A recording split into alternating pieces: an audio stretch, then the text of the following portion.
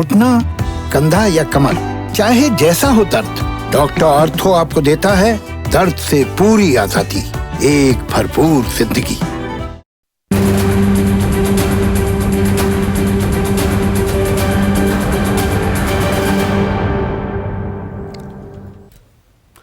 नमस्कार, मैं हूं संदीप चौधरी। आज सबसे बड़ा सवाल में हम बात करेंगे खालिस राजनीति की। हम देश की दो मुख्य राजनीतिक दल, सत्ताधारी बीजेपी और grand old party of the country, not just the country but the world, Congress, जो मुख्य विपक्षी दल है। और यहां पर कुछ चीजें मैं जोड़ूंगा। पश्चिम बंगाल का हम जिक्र करने वाले हैं। पश्चिम बंगाल में तनाव है क्योंकि होने वाला चुनाव है, लेकिन इस तनाव, आरोप प्रत्यारोप के बीच ताल ठोक रही है बीजेपी। आज देश के गृह मंत्री, बीजेपी के कद्दावर नेता अमित शाह 2 दिन के दौरे पर पश्चिम बंगाल में है। पश्चिम बंगाल में जो एक नैरेटिव सेट किया जाता है, उन्होंने जाकर रामकृष्ण मिशन आश्रम पहुंचे, स्वामी विवेकानंद को श्रद्धांजलि दी, खुदीराम बोस का जो योगदान था भारत की आजादी में उसे याद किया, फिर एक किसान के घर में जाकर भोजन भी किया। तो जो चुनाव के लिए ऑप्टिक्स क्रिएट करने होते हैं, वो तमाम ऑप्टिक्स बीजेपी क्रिएट कर रही है। उस पश्चिम बंगाल में जहां पर 5 साल पहले 294 सीटों में से वो सिर्फ 3 सीटें जीत पाई थी, सिर्फ 3 सीटें, लेकिन 2019 के लोकसभा चुनाव आते आते 42 में से 18 सीटें जीत गई बीजेपी। और आज ऑप्टिक्स के अलावा सबसे अहम बात क्या थी? 11 विधायक वो बीजेपी के साथ आ गए, और इसमें शुभेंदु अधिकारी, बड़े नेता हैं तृणमूल कांग्रेस के, वो तो आए ही आए, साथ ही साथ सुनील मंडल जो टीएमसी के सांसद हैं, वो भी बीजेपी में शामिल हो गए। 8 टीएमसी के विधायक, 1 सीपीएम का, 1 सीपीआई और 1 कांग्रेस का विधायक, आज उन्होंने दामन थाम लिया बीजेपी का। और ये जो इलाका है जहां पर आज ताल ठोकी है अमित शाह ने, ये मिदनापुर का इलाका है। पूर्वी मिदनापुर, पश्चिमी मिदनापुर, बांकुड़ा और पुरुलिया, 65 सीटें हैं यहां पर 294 में से। और यहां के बड़े नेताओं को बीजेपी अपने खेमे में लाने में सफल रही है। तो ये एक तस्वीर मैंने आपको दिखाई है। दूसरी ओर मुख्य विपक्षी दल क्या कर रहा है? आज वहां फिर से चिंतन हुआ। 2019 के बाद चिंतन ही चल रहा है कांग्रेस में। अब खबर यह आ रही है, 5 घंटे लंबी चली ये बैठक, और इसमें वो जो G23, वो 23 बड़े नेता जिन्होंने कांग्रेस में कामकाज और संगठन की कमजोरी को लेकर सवाल उठाए थे, उन लोगों को भी न्योता दिया गया। अब जनवरी अंत या फरवरी की शुरुआत में संगठनात्मक चुनाव भी होंगे, अध्यक्ष भी चुने जाएंगे, और खबर यह आ रही है कि राहुल गांधी, जिन्हें रिलक्टेंट पॉलिटिशियन भी कहा जाता है, वो फिर से पार्टी की कमान संभालने को तैयार हो सकते हैं। उनका कहना है कि पार्टी बड़ा परिवार होती है, परिवार से ऊपर होती है, पार्टी जो जिम्मेदारी देगी वो मैं संभालने को तैयार हूं। तो बहुत वक्त लगा देती है क्या कांग्रेस बेसिक सी बात समझने में? अंतरिम अध्यक्ष के कामकाज के साथ क्या आप बीजेपी को टक्कर दे सकते हैं? वो बीजेपी जो एक ऐसी जगह जहां 294 में से 3 विधायक जीते थे, उनके सिर्फ 3 सीटें वो जीते, वहां पर घर में घुसकर वो ताल ठोक रहे हैं, और एक अपने घर को ही संभालने की कोशिश में लगी हुई है पार्टी। तो ये 2 बड़ी पार्टियां जो देश की हैं, और लोकतंत्र में, जमहूरियत में, प्रजातंत्र में सत्ता पक्ष और विपक्ष दोनों का मजबूत होना, सक्रिय होना बहुत जरूरी होता है डेमोक्रेसी की सेहत के लिए। तो कैसे अमित शाह ने ताल ठोकी, पहले वो सुनिए। कहती है कि भारतीय जनता पार्टी दल बदल कराती है। दीदी, मैं आपको याद कराने आया हूं, आपकी मूल पार्टी कौन सी है? तृणमूल कांग्रेस थी क्या? जब आप कांग्रेस छोड़कर तृणमूल बनाई तब वो दल बदल नहीं था। आज भाई शुभेंदु अन्याय के खिलाफ, बंगाल की जनता के शोषण के खिलाफ आपका साथ छोड़कर मोदी जी के साथ आ रहे हैं। आपको दल बदल लग रहा है दीदी, मगर दीदी ये तो शुरुआत है, चुनाव आते आते आप अकेली रह जाएगी।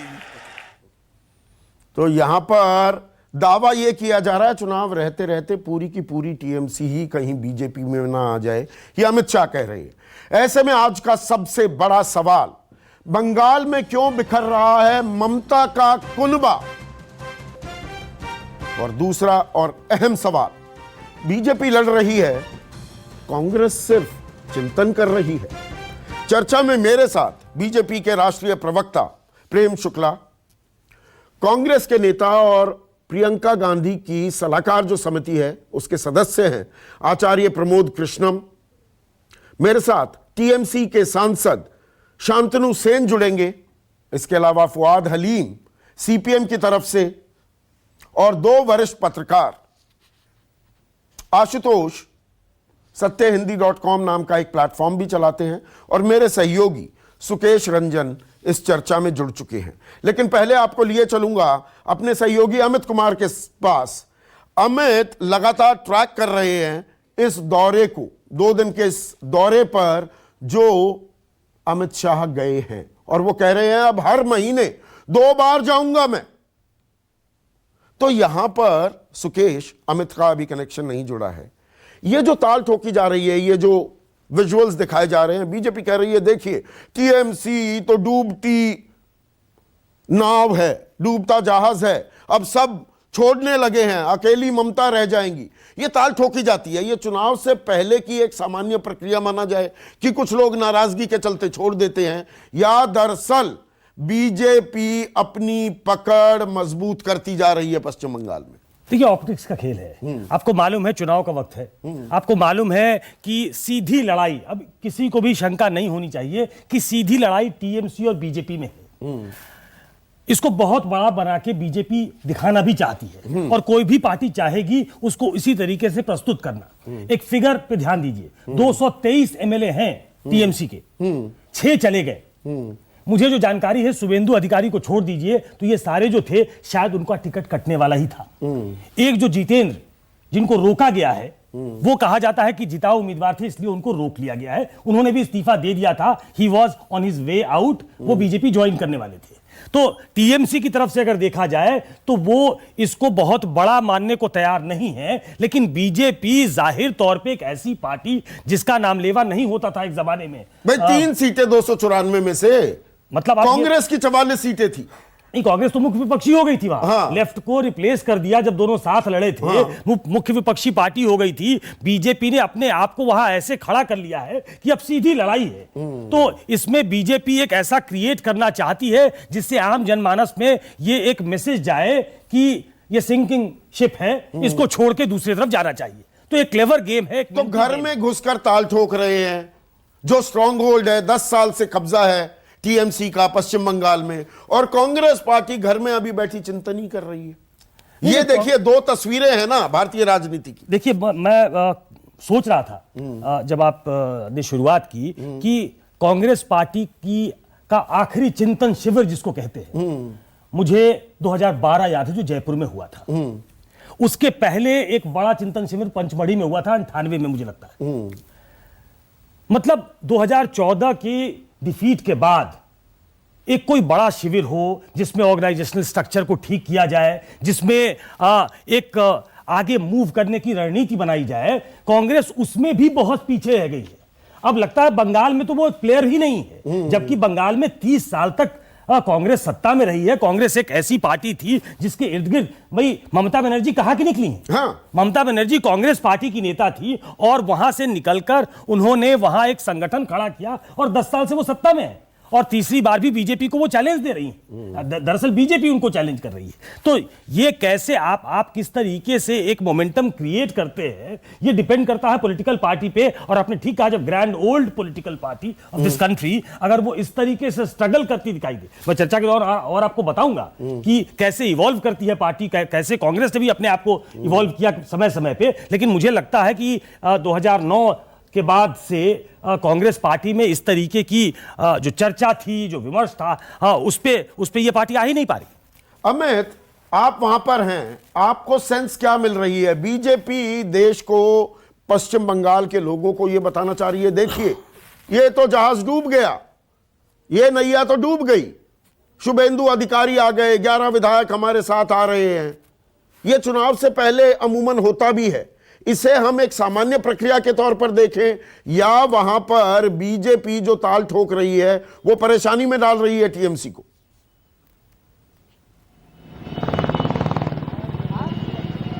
संदीप, मुझे लगता है कि जो सुकेश भी थोड़ी देर पहले कह रहे थे कि एक मैसेज देने वाली बात है, तो ये इस मैसेज में कहीं ना कहीं बीजेपी सफल होती दिख रही है। क्योंकि जिस तरह से आज पूरा कार्यक्रम था, जो पूरे ग्राउंड थी वो पूरी भरी हुई थी, लोगों में एक जोश था। उनको भी लग रहा था कि उस पूरे इलाके का जो सबसे बड़ा नेता है, पूरे आप कह सकते हैं कि जंगल महल अगर की बात करें, सिर्फ मिदनापुर नहीं, पुरुलिया नहीं, उधर मुर्शिदाबाद और सब सारी चीज़ों को अगर जोड़ लेंगे आप, तो उस कम से कम 5 से 6 ऐसे जिले हैं जहां पर शुभेंदु अधिकारी का एक होल्ड रहा है। वहां पर अगर आप उस जैसे नेता को तोड़ते हैं तो एक बड़ा संदेश तो जाता ही है, और साथ में आप 11-11 विधायक अगर तोड़ रहे हैं तो एक बहुत क्लियर मैसेज जा रहा है लोगों के पास कि हाँ, कहीं ना कहीं ममता कमजोर होती जा रही है और बीजेपी मजबूत हो रहा है, इसीलिए सब लोग पाला बदल रहे हैं। तो ये मैसेज देने में जो सुकेश बार बार कह रहे हैं कि मैसेज एक मोमेंटम बनाने की कोशिश है, एक मैसेजिंग है, उसमें मुझे लगता है काफ़ी हद तक बीजेपी सफल रही है। आज की रैली में भी जो मैंने देखा, मैं जब आया उस समय तक लगभग मैदान भर तक, मुझे सिद्धेश्वर मंदिर से आया, मैं वहाँ पर जब सिद्धेश्वर मंदिर में भी था तो वहाँ पे कुछ लोगों में थे जो 2 शिक्षक थे, मुझे बता रहे थे कि बीजेपी जब शुरुआत में आई तो जय श्री राम के नारे के साथ आई थी, लेकिन अगर बंगाल का कनेक्ट देखें तो बंगाल का कनेक्ट कभी भी जय श्री राम के साथ हुआ नहीं। उनका कनेक्ट हमेशा माँ दुर्गा, माँ काली के साथ हुआ।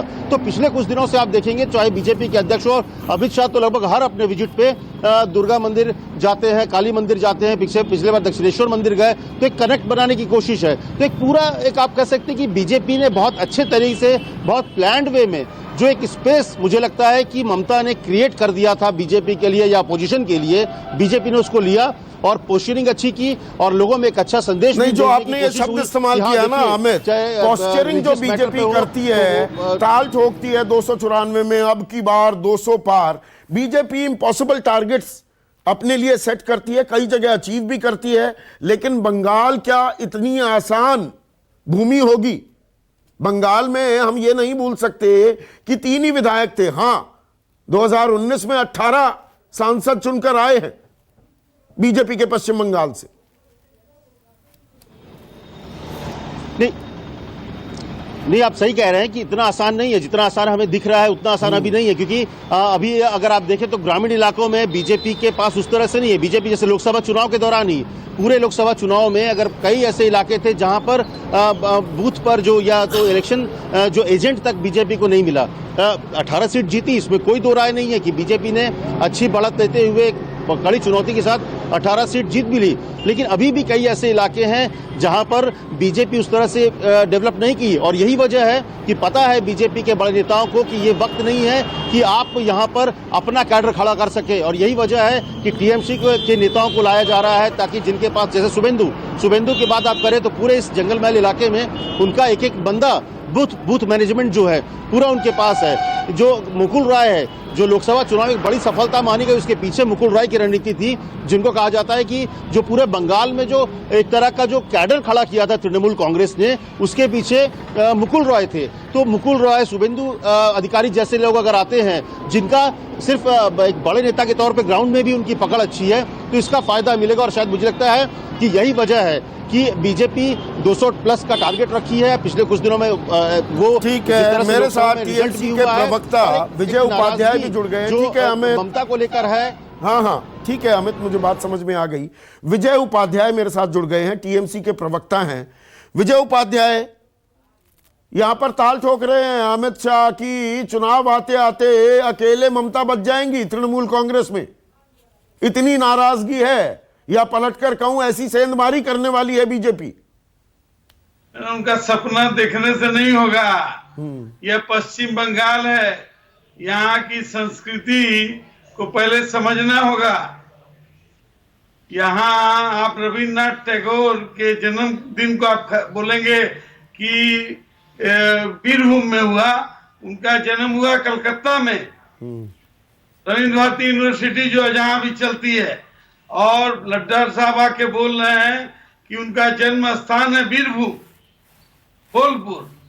तो संस्कृति को आप बदल दीजिएगा, आप जो चाहिएगा बोल दीजिएगा, वो हो जाएगा बंगाल में, बंगाल की जनता एक्सेप्ट कर लेगी। यह संभव नहीं है।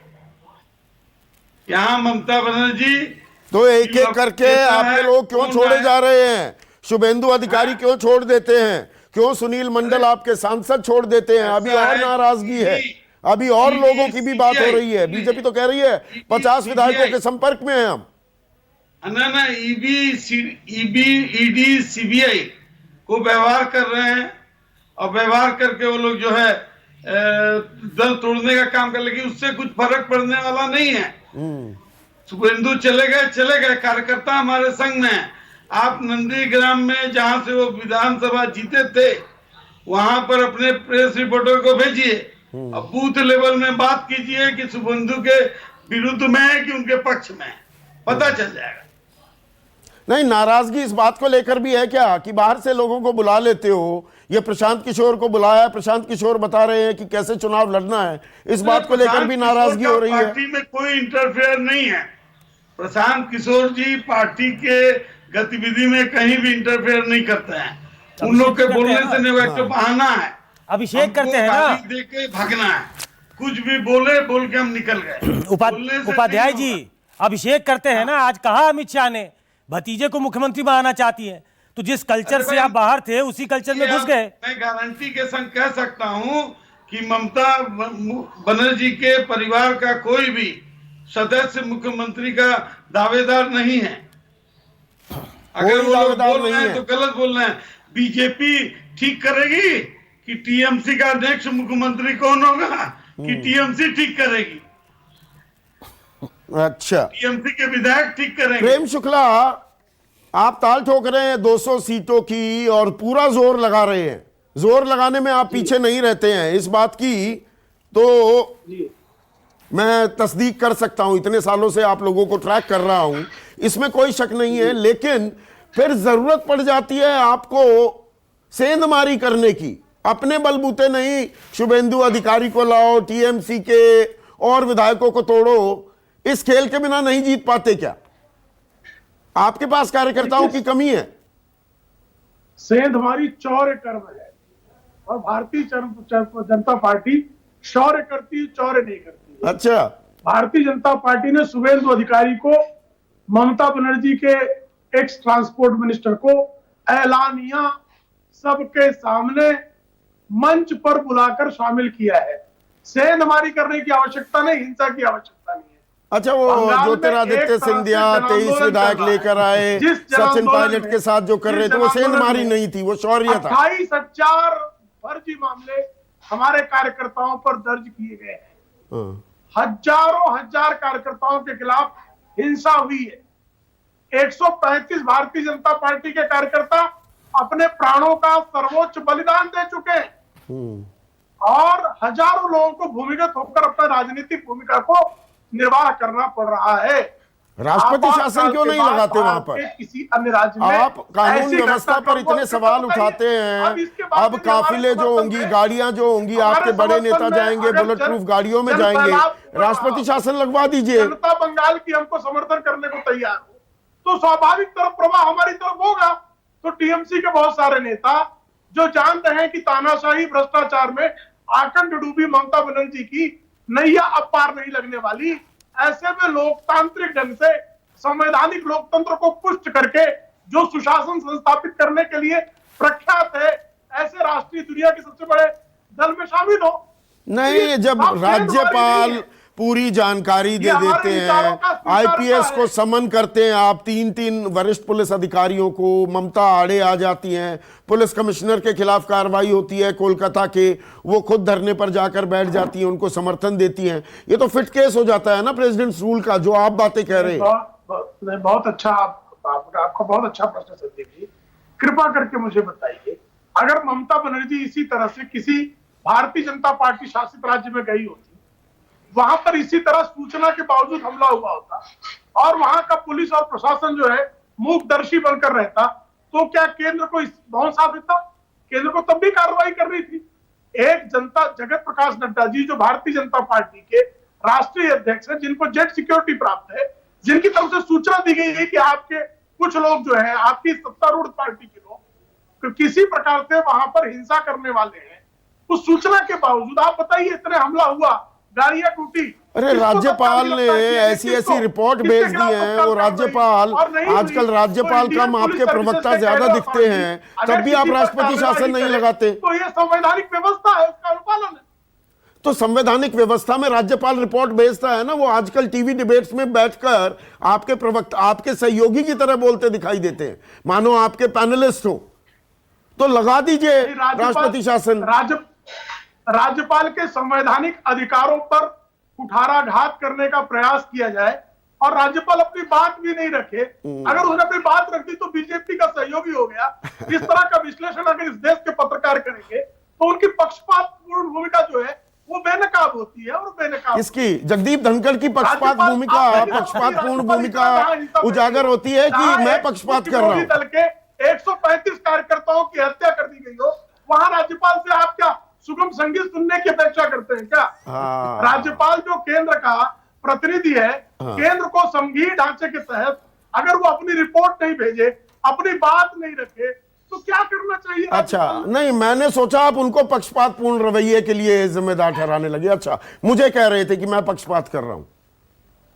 पक्ष नहीं, आपका प्रश्न ही पक्षपाती है। अच्छा, चलिए, एडिटोरियल पॉलिसी कम से कम अभी आपसे तय नहीं करवा रहे हैं ना। अभी हमने आपको कंसल्टिंग एडिटर नहीं बनाया, आप पत्रकार हैं ना, हम एडिटोरियल डायरेक्शंस लेते हैं। नहीं, लेकिन मैं भारतीय जनता पार्टी का कार्यकर्ता होने के नाते अपना पक्ष रखने के लिए अधिकृत हूं। बिल्कुल है अधिकृत, बिल्कुल अधिकृत है। आजकल सर्टिफाइंग अथॉरिटी भी बने हुए हैं। आजकल तो कहीं भी ठप्पा कोई भी लगा सकता है, सर्टिफिकेट दे सकता है ना प्रेम बाबू। बिल्कुल, सिर्फ अपनी बात जो है विनम्रता से रख रहे हैं। फवाद हलीम, ये जो लड़ाई हो रही है, अब ये बीजेपी बनाम टीएमसी हो गई। जो आप लोग 35 साल एक छत्र राज किया, आप और मैं कांग्रेस को जोड़ देता हूं, आप लोग हैं कहां? चिंतन ही चल रहा है, आपकी पॉलिट ब्यूरो में मीटिंग चल रही है और यहां पर सोनिया गांधी के घर पर मीटिंग चल रही है। मीटिंग से बाहर नहीं आ पा रहे आप। तो स्पष्ट है कि भारतीय जनता पार्टी ने आज ये ऐलान कर दिया है अमित शाह के द्वारा कि आने वाले चुनाव में उनका ये प्रस्ताव है कि वो लोग सरकार तृणमूल के लोगों को लेकर बनाएंगे। ये तो साफ कर दिया है अमित शाह ने। तो लड़ाई तो भारतीय जनता पार्टी और तृणमूल के बीच में नहीं है। उन्होंने कह दिया है कि चुनाव आते आते सिर्फ अकेला ममता बनर्जी रह जाएगी, बाकी सबको वो लोग बटोर लेंगे। ये बटोरने का काम तो बड़ा ही साफ कई सालों से चल रहा है, ये नई बात नहीं है। हमारे लोकसभा के स्पीकर के पास, राज्यसभा के स्पीकर के पास सीबीआई का प्रस्ताव है कि आप इजाजत दीजिए, हम तृणमूल के लोग जिनके खिलाफ चार्जशीट दायर करना है, आप इजाजत देंगे, हम लोग जो इन्वेस्टिगेशन है उसको बढ़ाएंगे, हम लोग चार्जशीट करेंगे। ये इजाजत ये लोग के रखे हुए हैं।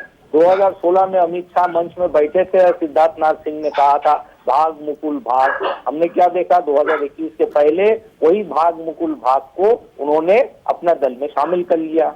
जितने तृणमूल के यहाँ पे चोर डकैत हैं उन्हें जेल में नहीं भेज करके, जेल का ऊपर में जो साइन बोर्ड लगा रहता है, जेल लिखा जिसमें रहता है, उसको परिवर्तन करके भाजपा का हेड ऑफिस बना दिए उन लोग। तो तृणमूल के लोग जेल में नहीं जा करके वो लोग भाजपा में ही योगदान कर रहे हैं। बड़ा आरोप लगा रहे हैं। 1 मिनट के लिए रोक रहा हूं फवाद अली, 1 सेकंड के लिए रोक रहा हूं। प्रेम शुक्ला रिस्पॉन्ड करेंगे।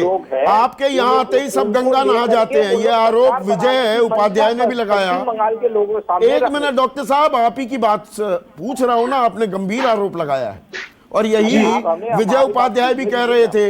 1 मिनट, प्रेम शुक्ला स्क्रीन पर। प्रेम शुक्ला, ये ईडी का दबाव और जो मुकुल रॉय, पहले तो भ्रष्टाचार के आरोपी भाग मुकुल भाग, और आपके यहाँ आते ही सब गंगा नहा जाते हैं। देखिए, हमारे नीतियों कार्यक्रमों को स्वीकारते ही जो भ्रष्टाचार के मामलों में भी वो फेस करने को तैयार होते हैं। मुकुल रॉय के खिलाफ जो मामले हुए उन्होंने फेस किए, और मुकुल रॉय को किसी प्रकार से किसी मामले में लाभ पहुंचाया गया हो पक्षपातपूर्ण, इसका प्रमाण किसी के पास हो तो कृपया सार्वजनिक कर दे। क्योंकि आपकी पार्टी को छोड़कर वे दूसरे के विचार को स्वीकार कर रहे हैं, आपकी पार्टियों से लोग भाग रहे हैं, तो जो भाग रहे हैं वो चोर। ठीक है, फवाद अलीम अपनी बात जारी रखिए। आपके साथ बैठे तो आपके यहाँ से लोग अपने घर को नहीं संभाल पाएंगे तो बीजेपी फायदा उठाएगी। फवाद अलीम, बीजेपी का साफ मानना है। ये बात तो तय है। मैं शुक्रगुजार हूँ भारतीय जनता पार्टी के प्रवक्ता की, उन्होंने कबूल किया कि जितने आरोपी हैं पश्चिम बंगाल में उन्हें अपने दल में शामिल कर दिया। तो उन्होंने सील मोहर लगा दिया कि भारतीय जनता पार्टी की रणनीति है कि जो लोग चोर डकैत आरोपी है उनको वो लोग सदस्यता देने के लिए। नहीं, आपकी रणनीति क्या है? बीजेपी की तो रणनीति की तो बात कर ली। आप तो मुहूर्त वगैरह में मानते नहीं है। कोई शुभ घड़ी का इंतजार कर रहे हैं क्या? मुझे जवाब देने का मौका देंगे? हाँ, लीजिए, सब जवाब दूंगा। तो ये बात तो स्पष्ट है कि पश्चिम बंगाल में अब आवाम के सामने में जो दल काम कर रहे हैं, विशेष करके ये कोविड परिस्थिति में, विशेष करके आम्फान के बाद में जो लोग आवाम के दरबार में जाके दरवाजा जाके काम किया है, और सारे हिंदुस्तान में आज कोविड की संख्या 1 करोड़ पार हुई है। आज सवेरे हमने 1 करोड़ का आंकड़ा पार किए हैं आज जो लोग संक्रमित हुए हैं। दूसरी बात है, दिल्ली में जो किसान आंदोलन हो रहा है, सारे हिंदुस्तान के किसानों के जो मंशा उस तरफ है, जो माइग्रेंट लेबरर है जिनके खिलाफ नरेंद्र मोदी और ममता बनर्जी ने जिहाद घोषणा कर दिया था, उनके घर वापसी में उन्हें बाधा दिया था, उनको घर वापस भेजने में जिस तरीके के कष्ट के उन्हें तो ये बात बंगाल की जनता के बीच कब लेकर जाने वाले हैं? हलीम साहब, सवाल यही है। एक कांग्रेस है, वो अभी बैठक कर रही है, अभी यही नहीं पता कौन चेहरा होगा कौन नहीं। मिदनापुर वो जिला है, अभी तक मिदनापुर, वहां पे सैकड़ों के तादाद में लोग बाहर गए थे बंगाल से, और इस वापसी आने में मोदी साहब और ममता ने जिस रुकावट का उन्हें खेत पहुंचाया है, उसका फसल आपको मिलना है इस चुनाव में। और भारतीय जनता पार्टी का ना यहाँ संगठन है, ना आरएसएस का यहाँ संगठन है। वो लोग चाह रहे हैं कि चुनाव में हाजिर आपका संगठन है, वो आपका संगठन तो चला गया तृणमूल के साथ। 18 आप तो तीसरे नंबर पर थे पिछली दफा, 26 सीट थी। 14 तृणमूल से आए हैं, 14 तृणमूल से आए थे। और अभी अमित शाह ने खुलासा कर दिया है कि विपक्ष जैसे लड़ रही है, लेकिन तृणमूल और भारतीय जनता पार्टी एक साथ इस चुनाव में लड़ेंगे। आप और कांग्रेस एक साथ लड़ रहे हैं, के लिए प्रस्तुति ले रही है। फवाद अलीम, आप और कांग्रेस एक साथ लड़ रहे हैं, हो गई तय हो गया कितनी सीट लड़ेंगे कितनी नहीं। आपने तो हमें तीसरा चौथा स्थान पर रख दिया, हमको रख क्या दिया? जनता ने रखा, मैं तो आंकड़े बता रहा हूँ। 26 सीट आपकी आई। जनता पार्टी और तृणमूल का जो मिली भगत है उसको चर्चा करिए ना, ये तो मेन एजेंडा है आपका। आप तो कोविड भी नहीं चर्चा करना चाहते, आप किसानों का आंदोलन नहीं चर्चा करना चाहते, आप जो शायद न्यूज़ 24 कम देखते हैं। सबसे ज्यादा चर्चा किसान आंदोलन की किसी चैनल ने की है, हमने की है। युवा समाज के सामने आज नौकरी का सवाल अहम मुद्दा है। तो उसे लेकर भी जाना होता है ना फवाद अलीम साहब, जनता के बीच लेकर जाना होता है। ट्विटर खेलने से चुनाव नहीं जीते जाते। ना ममता बनर्जी उठा रही है। आशुतोष, यही मेन सवाल है। एक मिनट, अब आशुतोष स्क्रीन पर।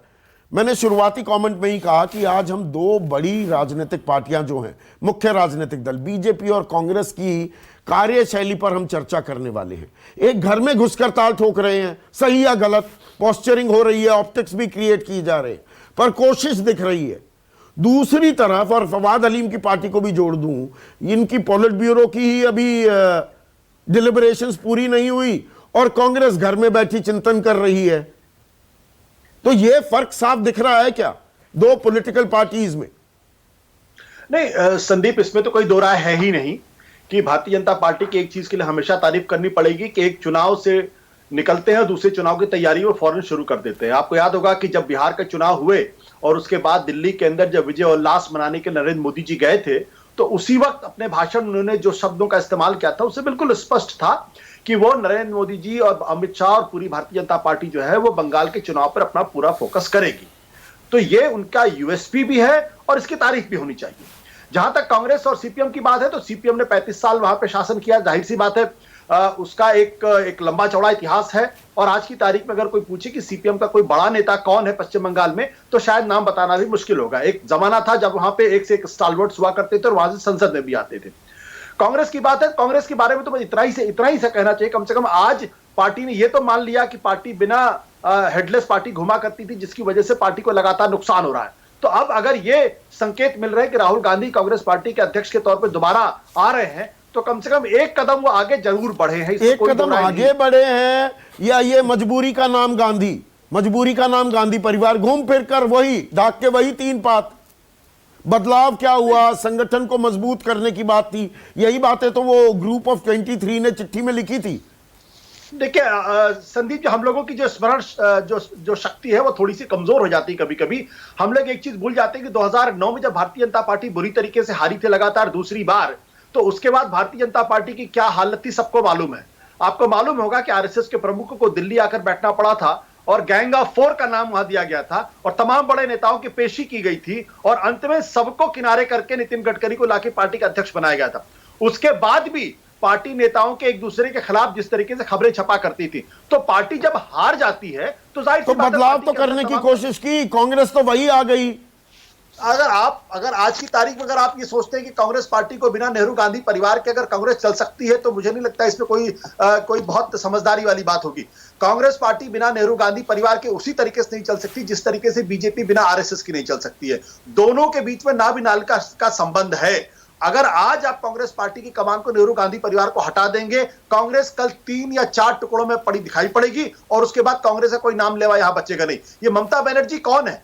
ये जो ममता बनर्जी, ये भी तो कांग्रेस पार्टी से आई हुई थी ना। जितने रीजनल जगनमोहन रेड्डी कौन, ये भी तो कांग्रेस पार्टी से आए हुए हैं। केसीआर कौन है? कांग्रेस पार्टी से तो निकल के आए हुए हैं। तो बेसिक सवाल यह है कि जब तक नेहरू गांधी परिवार है तब तक कांग्रेस पार्टी एक होकर काम कर सकती है। नेहरू या उससे आगे सोचने को तैयार नहीं है, घूम फिर कर कंफर्ट जोन में चले जाते हैं क्या? सुकेश, एक मिनट, आशु में आ रहा हूं। सुकेश, नहीं, जो आशु कह रहे हैं मैं थोड़ा उससे डिफर करता हूं। आपको अपने आप को इवॉल्व कराना पड़ता है। एग्जैक्टली। ट्रांजिशन का फेज जो है वो कुछ समय के लिए होता है। 2009 में बीजेपी की स्थिति खराब हुई, बीजेपी ने नया ब्लड इन्फ्यूज करना शुरू किया और 12 तक ऐसी स्थिति थी कि बहुत जूतम पैजार थी पार्टी में। जिस समय नरेंद्र मोदी को बनाया गया बहुत अपोजिशन था, लेकिन आज की तारीख में वो हंगर फॉर पावर, और इसको नेगेटिव सेंस में ना लिया जाए, वो थर्स्ट दिखता है। राजनीति में सत्ता हासिल करने के लिए तो आते हैं लोग। मुझे याद है, और मैं थोड़ा डाइग्रेस कर रहा हूं, मैं आज तक में था और आशु हमारे बॉस हुआ करते थे। वो ये, इसको मैं नियो बीजेपी इसलिए कहता हूं, डीपी यादव ने बीजेपी ज्वाइन की थी, मैं वो कवर कर रहा था। आज तक पे ये खबर चली और अगली सुबह अटल बिहारी वाजपेयी लखनऊ में थे। उनसे पूछा लोगों ने, उस समय एक्सेस होता था प्रधानमंत्री के सामने, तो अटल बिहारी वाजपेयी ने कहा कि मुझे इस संबंध में मुझसे पूछा नहीं गया, और उसके बाद डीपी यादव को अगले दिन पार्टी से बाहर कर दिया गया। लेकिन ये बीजेपी सत्ता एन केन प्रकारेण, उनको लगता है कि सत्ता समाज को बदलने का एक माध्यम है। उन्होंने ये तय कर लिया है, वो 2 माइंड्स में इसको लेकर नहीं, और साम दाम दंड भेद, कोई गुरेज नहीं है। मुझे कांग्रेस पार्टी में जो दिक्कत है, जो अपने आप को इवॉल्व करने की, मैं थोड़ा अगर पीछे चला जाऊं, बहुत पीछे चला जाऊं, आजादी के वक्त में भी चला जाऊं, हाँ, बापू को कहते हैं पूर्ण स्वराज का नारा जो है वो नेहरू का था। पूर्ण स्वराज गांधी नहीं चाहते थे, लेकिन डिस्कशन हुआ, डेलिब्रेशंस हुए और प्रिवेल कर गए नेहरू। हाँ, लाहौर डिक्लेरेशन आई, बिल्कुल। और उसके बाद पूर्ण स्वराज पे कांग्रेस पार्टी आगे बढ़ी। समय समय पे कांग्रेस पार्टी ने अपने आप को इवॉल्व किया है, लेकिन पिछले कुछ समय से जिस रट में वो फंसी है उससे वो बाहर निकलना नहीं चाहते। वो, उनको लगता है कि कोई हमें, बीजेपी खराब प्रदर्शन करेगी और बीजेपी के खराब प्रदर्शन के नाते हम अच्छा कर लेंगे। तो ये कन्वेयर बेल्ट पॉलिटिक्स की, मेरा बैग, मेरा नंबर भी आ जाएगा, मेरा बैग भी आ जाएगा, घूम फिर कर अपने आप आ जाएगी सत्ता। मुझे लगता है कि यही है प्रयास। हाँ, गुजरात के चुनाव में वो अच्छा प्रदर्शन करते हैं, जीतते जीतते रह जाते हैं, उसको भी विक्ट्री की तरह लिया जाता है। तो भाई, व्हाट मैटर्स इज विनिंग। आप में वो विनिंग वो स्पिरिट होनी चाहिए। मुझे लगता है कांग्रेस ने वो खो दिया है और कांग्रेस उसे पाने को आतुर भी नहीं दिखती है, क्योंकि वो आगे बढ़ना चाहती नहीं। देखिए, सत्ता राजनीति में क्यों आते हैं? राजनीतिक दल सत्ता के लिए ही तो बने होते हैं ना, सत्ता हासिल करनी होती है। बीजेपी में वो हंगर, वो भूख दिखाई देती है। कांग्रेस घर में बैठी है, शिथिल अवस्था में, संदीप, मैं एक बात थोड़ा सा मैं एक बात कहना चाहूंगा कि दरअसल बीजेपी को लेकर और नरेंद्र मोदी को लेकर मिथ बहुत है और बहुत बड़े बड़े मिथ गढ़ लिए गए हैं। मुझे आप बता दीजिए कि गुजरात चुनाव के बाद कौन सा राज्य है जहां पे भारतीय जनता पार्टी नरेंद्र मोदी के नेतृत्व में जीती है? मैं आपको उदाहरण दे देता हूं। कर्नाटक नहीं जीत पाई, मध्य प्रदेश, राजस्थान, छत्तीसगढ़ नहीं जीत पाई, हरियाणा अपने बल पे सरकार नहीं बना पाई, महाराष्ट्र अपने बल पे सरकार नहीं बना पाई, गोवा में नहीं बना पाई अपने बल पे, दिल्ली के अंदर सारे घोड़े खोल दिए तो 8 विधायक जीत पाए। उसके बाद बिहार के अंदर पूरी ताकत लगा दी तो तेजस्वी जैसे नए नेता के सामने 0.07% से आगे 9 राज्य हैं जहां भारतीय जनता पार्टी को नरेंद्र मोदी नहीं जिता पाए। इसकी चर्चा नहीं होती। राहुल गांधी को आप कुछ भी कहिए, लेकिन इस पर भी चर्चा होना कि 9 राज्यों में नरेंद्र मोदी क्यों नहीं जिता पाए। नरेंद्र मोदी पार्लियामेंट का चुनाव जीत जाते हैं, लेकिन बिहार में क्यों स्ट्रगल करना पड़ता है? अब आप कहते हैं कि बंगाल के अंदर 200 सीटें जीत लेंगे, क्या आपको लगता है? मैं आज की तारीख में कह सकता हूं, मुझे तो नहीं लगता है। आप झारखंड भी हारे थे, मैं भूल गया, 10वां राज्य झारखंड भी हारे थे वहां पे। तो अब आप लेकिन अगर हैदराबाद में थोड़ी सी जीत हो जाती है तो हंगामा बहुत हो जाता है कि देखो नरेंद्र मोदी जी कितनी ताकत लगा दी, कितने बड़े नेता हैदराबाद में जीत गए। झारखंड में क्यों नहीं जीत पाए? आप बताइए, दिल्ली क्यों बुरी तरीके से हारे, गोवा क्यों बुरी तरीके से हारे? 13 विधायक थे गोवा में, 40 में से तोड़ ताड़ के बनाई थी। तो इस पर भी चर्चा होनी चाहिए। प्रेम शुक्ला, रिस्पॉन्ड कीजिए। जनता पार्टी और आरएसएस का कोई लोकसभा चुनाव अलग है, विधानसभा चुनाव में दरअसल आपका प्रदर्शन, आपके आंकड़े कुछ और ही बताते हैं, आप ताल ठोकते रह जाते हैं।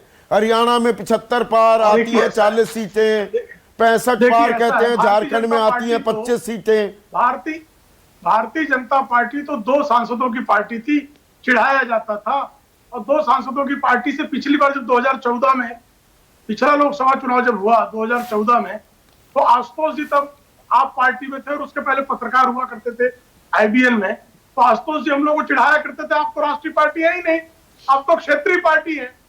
अब आशुतोष जी को गिराना पड़ रहा है कि आप कहां हारे, क्योंकि अधिकांश जगह आप जीते हैं, क्योंकि हमारे पास 16-17 स्टेट है और जो है हम कुछ स्टेट गंवाए हैं। सही बात है, हम गंवाए हैं, मुख्य विपक्षी दल है वहां, कई जगह पर हम जीत कर भी सरकारें अलग तरीके से बनी। महाराष्ट्र नहीं, विधानसभा चुनावों के नतीजों के बारे में जो आशुतोष कह रहे हैं, ठीक है, वहां सरकार कोई और बन गई। मतलब विधानसभा में कोई आपका ऐसा काबिले तारीफ प्रदर्शन नहीं है, आप ताल ठोकते हैं, नैरेटिव जरूर क्रिएट करते हैं, जीत में परिवर्तित करने के लिए साधना में जुट जाते हैं। ये हमारा काम, हमारी कार्यशैली है। हमारे निंदक हमको सारे राज्यों में हराने की लगातार जो है घोषणाएं करते रहे, हमको उसी से मुकाबिल है। हमको अपनी नीतियों को, कार्यक्रमों को अपने कार्यकर्ताओं के बल पर सामान्य जनों में पहुंचाकर सामान्य जनों आशु रिस्पॉन्ड कीजिए। बीजेपी लगी रहती है ना, बीजेपी लगी रहती है, ठीक है। आशुतोष स्क्रीन पर संदीप, मैं एक चीज और इसमें पश्चिम बंगाल के आंकड़े भी आपको जोड़ देता हूं। 2014 में भारतीय जनता पार्टी को 18% वोट मिला था और टीएमसी को 40% वोट मिला था। जब विधानसभा का चुनाव 2016 में होता है तो 18% से वोट घट के 10% पे आ जाता है। 2 साल के अंतर्गत नरेंद्र मोदी उसको 18 से 28 नहीं करा पाए थे। 2019 में 39% वोट हो गया है। ये बात बिल्कुल सच है। लेकिन जो ये विधानसभा में जो परफॉर्मेंस है भारतीय जनता पार्टी का, जहां नरेंद्र मोदी खुद इशू नहीं होते, मुद्दा नहीं होते, वहां भारतीय जनता पार्टी के वोट बैंक में कम से कम 7 से 8% की कमी क्यों आती है? यही कारण है कि पार्लियामेंट का चुनाव जीत जाते हैं, लेकिन विधानसभा के पिछले 10 चुनाव वो भारतीय जनता पार्टी हारी है या अपने बहुमत से सरकार नहीं बना पाई। ठीक है विजय उपाध्याय, पर हकीकत ये है ना, इस बात को भी नजरअंदाज नहीं किया जा सकता। बीजेपी जब घुसती है पूरी ताकत के साथ घुसती है, नतीजा कुछ भी हो। और यही क्या आपके लिए चिंता का सबब है? ये अब डायरेक्ट फाइट हो गई, आप ये मानते हैं? टीएमसी और बीजेपी के बीच टक्कर हो गई, कांग्रेस और वाम खेमा कहीं गौण हो गया इस लड़ाई में, चर्चा ही नहीं हो रही।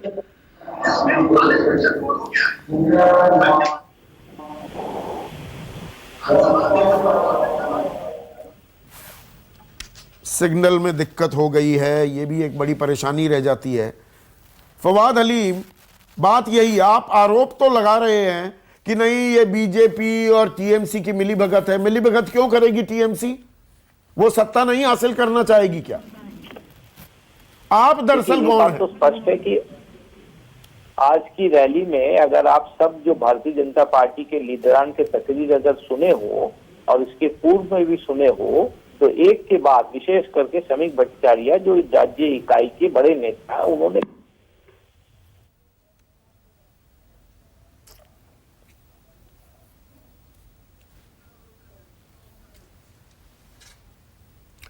अब इनके फोन में भी दिक्कत आ गई सुकेश।